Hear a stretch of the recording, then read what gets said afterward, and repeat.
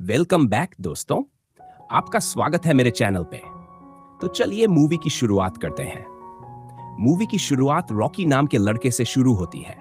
आज वो गर्मी की छुट्टियां बिताने हॉस्टल छोड़कर अपने घर जा रहा था। उसका घर दूसरे शहर में था, जिस कारण वो ट्रेन से जाने का फैसला करता है ताकि वो आराम से सफर कर सके।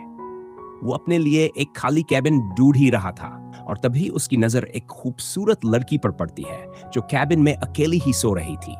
उसकी टांगों के साथ साथ उसकी शर्ट के बटन भी खुले थे। रॉकी नया नया जवान हुआ था, जिस कारण उसकी बंदूक में काफी आग भरी हुई थी। जवान लड़की को देखकर वो साला उसी के कैबिन में बैठ जाता है। इतनी खूबसूरत लड़की देखकर रॉकी की बंदूक सलामी देने लगी और वो मौका देखकर उसे छेड़ने लगा। उसकी हरकत से लड़की जाग गई थी, जिसे देखकर रॉकी घबरा गया। वो समझ गई थी कि रॉकी की नजर उसके बदन पर है, इसलिए वो भी उसे रिझाने लगी। मगर इससे पहले कि रॉकी कुछ कर पाता, उसी समय उनके कैबिन में एक और बंदा आकर बैठ गया। इस आदमी के आने से लड़की ठीक होकर बैठ गई। लड़की भी काफी प्यासी लग रही थी और आदमी भी, जिसके बाद वो रॉकी को कैबिन के बाहर भेजकर शुरू हो जाते हैं। लेकिन इसी बीच टीटी ने आकर उनका कार्यक्रम खराब कर दिया। टीटी के आने से रॉकी भी अंदर आ जाता है। इसके बाद तीनों एक दूसरे से जान पहचान करने लगते हैं। रॉकी बताता है कि मैं छुट्टियां बिताने अपने घर जा रहा हूं। लड़की बताती है कि मैं अपने प्रेमी के परिवार से मिलने जा रही हूं। इसी बीच वो आदमी को इशारा कर बाथरूम चली जाती है, जिसके बाद आदमी भी उसके पीछे पीछे निकल गया। देखते ही देखते वो उसी बाथरूम में आ गया जिसमें लड़की आई थी। उसके कुंडी लगाते ही लड़की उसकी बंदूक को सहलाने लगती है। एक तरफ रॉकी ड्रिंक खोलता है तो वहीं दूसरी तरफ साला आदमी लड़की को। जब वो दोनों वापस नहीं आते तो रॉकी उन्हें देखने कैबिन से गर्म आवाजें सुनाई देती है। ध्यान से सुनने पर वो समझ गया कि अंदर कौन है और वो क्या कर रहे हैं। वो दोनों पूरा सफर लगे रहे और रॉकी उनकी आवाजें सुनकर बेचैन होता रहा। जिस गुलाबी में वो अपनी बंदूक चलाने की सोच रहा था, उसमें तो किसी और ने अपनी मशीन डाल रखी थी। जल्दी ही स्टेशन आ गया और रॉकी भागकर अपने पिता पॉल से मिलता है। पॉल उसे बताता है कि तुम्हारी नई मां यानी मेरी लवर सोनिया भी इसी गाड़ी से आने वाली है। दोनों अभी बातें कर ही रहे थे कि तभी पॉल की नजर सोनिया पर पड़ती है। सोनिया को देखकर रॉकी हैरान हो गया। थोड़ी देर पहले जिस लड़की की गुफा में वो अपना खाता खोलना चाहता था, वो तो उसके बाप की आइटम है। तुम्हारे बचपन के दोस्त नेथन और मैरी भी छुट्टियां बिताने घर आए हुए हैं। जल्दी ही ये लोग अपने घर पहुंच गए। यहां रॉकी की दादी उसे देखकर बेहद खुश होती है। इसके बाद वो अपने चाचा जॉन और चाची मोना से भी मिलता है। आज काफी समय बाद पूरा परिवार साथ में खाना खा रहा था, इसलिए वो सभी बहुत खुश थे। इसी दौरान सोनिया कहती है, आज ट्रेन में एक आदमी ने जबरदस्ती मेरी गुफा में अपना डंडा डाला। वो अपने परिवार से मिलकर खुश भी थी और हैरान भी, क्योंकि सभी लोग कुछ ज्यादा ही खुले विचारों वाले थे। कोई भी कहीं भी किसी को भी चाटने लग जाता था, और वो भी सबके सामने। रॉकी की दादी दारू के बिना एक पल भी नहीं रह सकती थी। जॉन को म्यूजिक का शौक था, इसलिए वो पियानो के साथ साथ अपनी नौकरानी का बाजा भी बजा देता था। और रही बात मोना की, तो उसे नौकरानी के तरबूज निचोड़ना काफी पसंद था। इस नौकरानी का नाम शीला है, जो घर के कामों के साथ साथ सभी को जिस्मानी सुख भी देती रही थी। औरत भी मोना शीला की गुफा तक पहुंच जाती है। दोनों को देखकर जॉन भी गर्म हो गया और वो भी अपनी पतलून में हाथ डाल लेता है। जॉन को अपनी बीवी के साथ कंबल की उसे किसी और के साथ देखकर तीनों नशा भी कर रहे थे। तीनों एक दूसरे को बताने लगते हैं कि किसने कितनी बार जिस्मानी खेला। रॉकी के बाद मारिया बताती है कि मैंने भी आज तक ना खाता नहीं खोला। ये सुनकर रॉकी खुश हो गया, क्योंकि वो मन ही मन मारिया को पसंद करता था। इसी बीच ज्यादा नशे में होने के कारण रॉय मारिया के कपड़े उतार देता है, जिसे देखकर रॉकी उसकी धुलाई करने लगा और वो रॉय को पानी में गिरा देता है। रॉय तैर नहीं पाता, इसलिए वो पानी में डूबकर मारा जाता है। अपने दोस्त की मौत से रॉकी उदास रहने लगा था। ऐसे ही एक दिन मारिया पॉल के साथ खेल रही थी। दोनों को साथ में देखकर ना तो सोनिया को अच्छा लगता है और ना ही रॉकी को।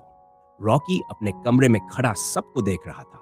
एक तरफ पॉल और मारिया खेल रहे थे और दूसरी तरफ जॉन और मोना शीला के साथ लगे हुए थे। उन सबको देखकर रॉकी की बंदूक में भी हलचल होने लगी थी। रात को शीला रॉकी के लिए खाना लेकर आती है, लेकिन जिस तरह हवस भरी नजरों से रॉकी उसे देख रहा था, उसे देखकर शीला घबरा गई। घर का गर्म माहौल देखकर वो पागल हो चुका था, इसलिए वो शीला को दबोच लेता है। शीला उसे रोकने की कोशिश करती है, लेकिन रॉकी ये मौका छोड़ना नहीं चाहता था। तभी उनका शोर सुनकर पॉल वहां आ जाता है और रॉकी को थप्पड़ जड़ देता है। पॉल समझ गया था कि रॉकी ने ऐसा क्यों किया, इसलिए वो अगले ही दिन रॉकी, सोनिया और मारिया को लेकर रोमियो और जूलियट का शहर घूमने निकल पड़ा। कुछ ही समय में उसने मारिया के लिए एक ही कमरा बुक कर दिया ताकि वो दोनों एक दूसरे के साथ मजे कर सकें। अगले दिन सोनिया और मारिया बाजार घूमने लगी, जबकि पॉल और रॉकी एक जगह बैठकर उनका इंतजार करने लगे। पॉल उसे जिस्मानी खेल की कुछ टिप्स देता है ताकि वो मारिया के साथ अच्छे से मजे कर पाए। बेचारा रॉकी शर्मा रहा था, जबकि पॉल को अपने बेटे से बात कर अच्छा लग रहा था।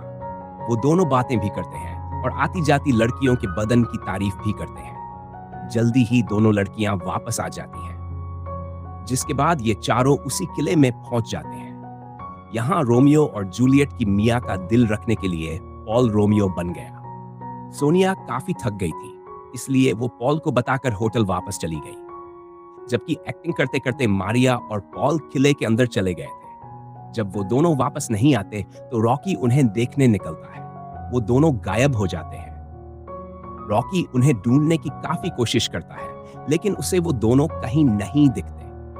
इसी बीच उसे किसी की गर्म आवाजें सुनाई देती हैं। जल्दी ही उसे पता चल जाता है कि गर्म आवाजें मारिया की हैं, क्योंकि पॉल ने अपनी बंदूक उसकी गुफा में डाल रखी थी। पहले तो उसे लगा कि पॉल मारिया के साथ जबरदस्ती कर रहा है, लेकिन मारिया को मजे लेते देख उसका भ्रम दूर हो जाता है।